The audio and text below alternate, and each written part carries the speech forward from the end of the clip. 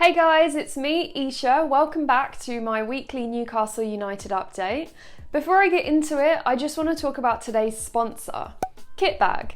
Now, they're the worldwide leader for officially licensed football kits and jerseys for all of your favourite clubs.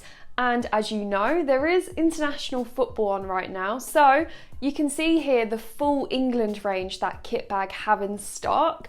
They actually have a promotion on at the moment, so you can get up to 70% off by using the code STRONGER. Look at this women's England shirt, for example. It's just £63 with the code. So I'm going to leave the link for Kitbag in the description below. Don't miss out on their sale and happy shopping. Right, back to the Newcastle update.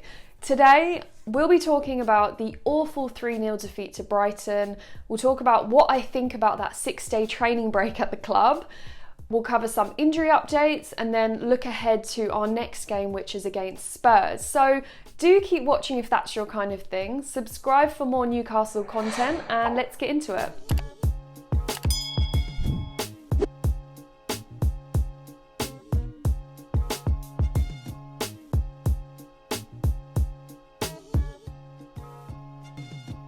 I'm very lucky to have Thinesh joining me today. Thanks so much for joining me, Thinesh. How are you? Thanks, Eisha. Yeah, I'm good, thanks. I wish we could be talking in better circumstances after the Brighton game. But yeah, it's good to be on, and thanks for having me. Not at all. Yeah, I found myself recently starting this weekly update saying, I wish I had more positive stuff to speak about, but that's just what's going on at the minute. I think before we move on to the drama at the club, a lot of viewers will probably want to know, as a fellow Londoner, how you started supporting the Toon. Yeah, it's actually a really funny story. So I have no connection to the club at all, no family, wasn't born in Newcastle at all, but I just started watching them on TV when I was younger. So this was when they're in the Europa League. I think the game specifically was against Eisha Acton in the quarterfinal, where we lost, I think, on away goals. So literally, I just started watching on TV, just fell in love with the club there. So. Nice. Okay, I love it. I always ask it whenever I find like a southerner and I'm just like, hold on, why do you support Newcastle? Because I guess we're a minority. So like I said, we have a lot to get through, and I think it only seems right just to start off with the Brighton defeat. So I feel like when it happened, I thought, let me let the dust settle a bit and let me sort of feel midweek. But I still didn't feel, to be honest, like when it comes to creating content, I think you have to be in the right frame of mind. And I've just not felt right to talk about Newcastle, if I'm honest. Like it is tougher when it is so negative, and every day I feel that criticism and the negativity in the press, it's just piling on. And now we are, Friday? And I thought I have to do this update. And I thought, okay, maybe I'll just, misery likes company, so maybe I'll just speak to you about it. And to be honest, that the feelings I came away with after the Brighton game is still very raw. You know, I do genuinely think it was easily up there with one of the worst performances I've ever seen in our league history. And the whole time I was just thinking, this isn't a must-win game, surely not. Like, you know, that is not the feel I got. There was just no drive, there was no ambition, there was no game plan, there was no response. We conceded 3, yet there was no response. It was just terrible. It was really, really terrible to watch. And I feel like with Brighton, because they're sort of in this danger zone with us, I really saw that as 3 attainable points. Yet the boys on the pitch, they didn't look like they were up for that challenge. And it is Brighton at the end of the day. We weren't playing Man City. And I think that's the most frustrating thing. So I guess first and foremost, I just want to know, what are your thoughts on the defeat overall, broadly speaking? I mean, exactly the same as you. I mean, going into the game off the back of the last minute draw against Villa, I was actually quite hopeful, because I thought if that game ended 0-0, they would have probably felt like, oh, we didn't really do anything, and it would have just been another void result. But the fact that they came back, you know, they showed a bit of fight in the Villa game, and they managed to get a point. I thought, okay, maybe going into the game we might actually have some hope that, you know, they'll show some fight and they'll see it as a must-win game. But the game plan was just all wrong, wasn't it? I think just from the first kick, they were just set up tactically very wrong. I think Brighton's mindset as well, they were clearly in the right headspace, that they knew they had to go in and win the game, basically. And Steve Bruce just didn't set it up at all. Joe Linton on the wing, I don't know what you think about that, but tactically it just doesn't work at all. I know he doesn't really prefer to play as a out-and-out striker, but we just didn't have a focal point up front. And that's where I think we really struggled. There was no out from the keeper. Fraser looked dangerous. I think a lot of people think he's got a lot better, and I agree, as he's played more games. But apart from that, we just didn't really have any threat going forward. Like I started tweeting as well. I just got super frustrated towards the end. And we just want answers, don't we, at this point? Like, what's going wrong? Steve Bruce every week comes out and says that, it wasn't good enough, I'm not good enough, but he's not really saying what he's going to do to make it better. Yeah, I feel like the action plan isn't there, or even the wake-up call in a sense, because I feel like with Fulham, even with West Brom, if we think about West Brom, they got Big Sam on board because they were like, right, we really need to sort ourselves out. With Fulham, similarly, they didn't go and replace the manager, but Scott Parker himself, you can tell he sort of had that wake-up call, and they really upped their game, and they really have become more defensively sound. They're actually playing quite ambitious football for someone who's at the bottom of the table, and I feel like we haven't reached that zone yet, and it's scary. Now at first it was frustrating, now I've just reached the point where it's just pure fear. And I think since that defeat, now the world of football is talking about Newcastle United. I feel every day all I'm seeing is support for Steve Bruce. Yes, it's minimised hugely by pundits, but there's still some support, and then there's majority of pundits or football personalities talking about why he hasn't been sacked yet. And it seems evident that his job isn't at risk at the minute, which we'll talk about later. But interestingly, after that defeat, when the news came about that during the international break, the players will be getting 6 days off, that did get a lot of people talking. And of course, there's more negativity now. So what were your thoughts on that after such a terrible defeat to have 6 days off training? I mean, what we've seen from Steve Bruce, I can't say I'm surprised to see that he'd said something like that. But I think there was some training pictures yesterday, so I guess that wasn't maybe the case. But it's just not the reaction you want at all. I know we've had some really bad times, but I don't know if you feel the same, but it just feels like as rock bottom as it gets at the moment. And after that game, I think that was genuinely the first time where I'd sort of just resigned to the point where I think it'll be very hard for us to stay up now. It's good to see Wilson and Saint-Maximin back in training at least, I guess. And hopefully we'll have them back maybe for the Spurs game, but if not, for the games after that. But I don't know. I don't know how the boys are feeling at this point, but confidence is at an all-time low, isn't it? Absolutely. I think that you can see in the way that they're playing that morale is rock bottom. And I just think there's no, like I said, where, sometimes where there's a wake-up call or an action plan, I guess you can channel that fear or worry or anxiety into that action plan. And I think the lack of a plan here, it's evident on the pitch because they look directionless and they look confident. Everyone's all over the place. And you mentioned Fraser, and I have to agree, he was a bright spark. You could tell he was on a mission to actually make something happen. It's just the lack of service or lack of support, and no one's on the same page. There's no cohesion. Then we can't rely on one man. But speaking of one man to rely on, like you said in training, we have seen Callum Wilson and Alan Saint-Maximin. And I was really excited to see Callum Wilson back for sure, and Alan Saint-Maximin as well, but more so just Callum Wilson he's a season-defining asset for us. And to see them back in training was just, I was just so relieved in a way, because that's my only hope. Unfortunately, on the other hand, there was Isaac Hayden, who of course was stretchered off in the Brighton game. Now, how much of an impact do you think his absence will have on us for the rest of the season? Oh, he's a huge player for us, isn't he? He is the link between the sort of defence and midfield, and he does all the sort of dirty work off the ball that I don't think anyone else in the team can really do. He's always been an unsung hero for us, hasn't he? Over the, 5-6 years he's been at the club. So I was super gutted that he's now out for the rest of the season.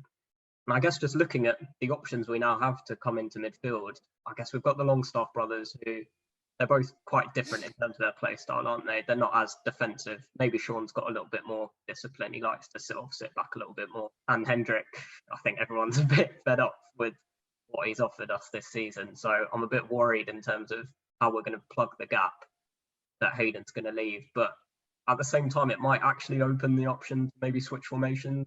I know we play a 4-3-3 right now. if we can get maybe Almiron, Saint-Maximin, Fraser and Wilson in the same team, play a 4-2-1, that might be an option. But you just can't see Steve Bruce ever doing that, can you? So Hayden is just going to be a huge miss. And especially we've got some really tough games coming up as well. We'll need someone like him in the team.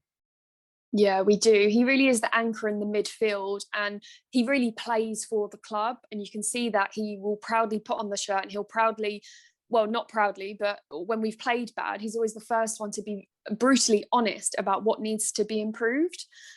We sort of need those kind of heads in the dressing room, I feel. And it is sad when he was stretchered off. I was, and then obviously Jeff Hendrick came on and we conceded. I was at my wit's end. It was just, it was not a good time. And I think, like you mentioned, in terms of replacements, I mean, I'm not entirely sure what is going on with Sean Longstaff, because I believe he hasn't played since that Sheffield United game, and he's being sort of kept out the squad because apparently Steve Bruce said that he didn't quite understand the tactics of the Sheffield United game, therefore he's not getting game time since that defeat. Matty Longstaff, I mean, is just a mystery to me. I mean, it was such a big song and dance getting him, sorting out his contract, I mean, and then where's the game time been? Like, he deserves game time. I truly believe he does. And I think they're probably our best options. If we can figure a way, I would drop Shelvey. I would certainly not play Jeff Hendrick. I just think he doesn't offer anything offensively or defensively. I don't know what he offers. I have not been impressed with what I've seen with him. With Sean Longstaff, yes, he hasn't played since that Sheffield United game, so his match fitness will be in question. And I just think with Matty Longstaff, he lacks the experience of Isaac Hayden for sure. But the thing is with Matty Longstaff is that the energy he brings to the middle of the park is just unmatched. And I feel, as he is a Geordie through and through, that extra fire to keep his boyhood club afloat and, you know, out of danger, for him and his brother playing, I just think that could make all the difference. Yeah, so true. Like Longstaff, like you said, I mean, born and bred Geordie, isn't he? So, and the energy, like you said, he brings into midfield, I feel like that's what we need. We need someone who can take the game by like the scruff of the neck. Yeah. And just inject that sort of energy that we need. I'm really impressed with Willock. I think he's done really well for us so far, and it'll be a shame if he can't stay on, which I assume won't happen if we don't stay up. But I think him and Willock would be like a really good fit. Probably struggle defensively. I think that's where the issues will probably lie. But like you said, at this point, I don't think we have anything to lose. I think we just have to go for it in these sort of games. So it'll be really good to see Matty Longstaff, that is, back in the team. Yeah, I think he's someone, him, like Dummett, these are the sort of characters I think we need at this point just to really pull us through. Yeah, and I think sometimes with youth, like we've seen with when Willock came in, the sort of the pace and the energy he injected into the squad immediately was so refreshing. And yes, we have a lot of pace and energy from Miggy. Yeah, we do. But I just feel like with these young boys, and especially with Matty Longstaff, like he has scored at Old Trafford, that goes to show the type of football he plays. You know, it's all or nothing. He's there to score. If he doesn't, he doesn't. But if not, he knows he's tried. And right now in the season where we are with, how many games have we got remaining? Is it 8 or 9? So we've got 8 to go. Yeah. 8 remaining. We do need those risk takers, and especially if you can offer so much in terms of energy and, you know, even his dynamic ability. He just offers a lot, and it is really sad that he hasn't got any game time since we sorted out his contract. I do feel bad. Sean Longstaff is obviously another topic altogether, just because he hasn't quite reach those levels of, you know, technical abilities he had prior to his injury. And I mean, I don't know whether he has it in him to reach those levels again. Perhaps it is just a case of game time, or if what I said about the Sheffield United game and the thing between him and Steve Bruce is true, then maybe it would just be a case of having the right manager, because maybe he's just not being managed in the correct way. He did have a lot of potential before, but it is a shame he hasn't quite reached those levels recently. So I guess let's move on now. I think we have established there's a lot at stake. I'm talking about risk of relegation. And honestly, I still can't quite believe that we are talking about a risk of relegation, just because, I mean, it's probably the same for you. You know, like obviously you live in London, right? And I'm sure many of your friends who support, you know, Arsenal, Spurs or Chelsea, whatever, like they've probably just like making fun or whatever. And I remember over Christmas, a lot of my friends were like poking fun at me. They were just like, oh my God, you're not gonna large, you got Steve Bruce. And now it's reached a point where, I mean, that's not banter, that's the reality of it. Like, we actually could get relegated, and it is shocking. It actually shocks me to the core, because I feel like Steve Bruce inherited a mid-table squad. You know, he spent £100 million on players or so, around about that figure. And now we've plummeted to the bottom of the table and there's risk of relegation. Like, how did we reach it? I guess what I want to ask you is, currently, right now, today, how worried are you about that? I think at this point, I really can't see any way back for us unless the players sort of take it upon themselves to just fight for the team, because Steve Bruce he's clearly shown that he's devoid of any sort of tactical nous or just any sort of fight and motivating the players. And I think the fact that it came out and said that some of the players were expecting to be sacked after that game shows that they've just lost confidence in him. And I think it's probably been the case for a while now, hasn't it? I don't really know what he offers anymore, to be honest. I think we all know he probably should have been sacked a while ago, and I wasn't really surprised that he hasn't been sacked. Just, we know what the ownership situation is like, basically. So I think it'll be down to the players really to see if they can lift us. And I think Wilson and Saint-Maximin will be huge. Like, that could be game changing for us. But they can't do it on their own. They need guidance, obviously, from a manager. And right now, that doesn't look like Steve Bruce. Hopefully, someone like Graham Jones can step up. I've been really impressed with him, and I think everyone would be really happy if maybe he took interim charge if Bruce was stuck. But it's just gutting at the moment, isn't it? The position that we're in. So yeah, I'm not confident at all. I think what you said about Callum Wilson and Alan Saint-Maximin, and even Miggy, because Miggy sort of does need to reach that level of fitness again. I think it does sort of rest on them. It really does. And yes, we need direction, but with the experience and the drive of, you know, we've got Callum Wilson, yes. And then we have Ryan Fraser, who is improving game by game. He evidently just needed game time, because him and Callum Wilson at Bournemouth, they did some really impressive stuff, and they were such a formidable partnership. And I think because of Ryan Fraser's lack of game time since then, because that was like 2 seasons ago, it is just a case of him getting game time and reaching that level. And if Callum Wilson is back and they can, you know, reignite something, I do have a little bit of faith that they have the experience, they have the know-how to do that. And even someone like Alan Saint-Maximin, yes, he's full of tricks and he's got flair, but I think when push comes to shove, if these guys, they do have a good dynamic, we've seen it before, Miggy as well, if they can come together and just sort of, get some guidance, maybe from Graham Jones, then that's my only hope. But otherwise, I'm pretty much the same as you. I'm feeling very pessimistic about it. And that Brighton game, I feel, was one of our easiest sort of fixtures looking ahead. It was like one of them, it was like a trump card. It's like, you know what, we can get 3 points. And from now onwards, it's going to be very difficult, because our next game after the international break is against Spurs. And I mean, what are your expectations going into that game?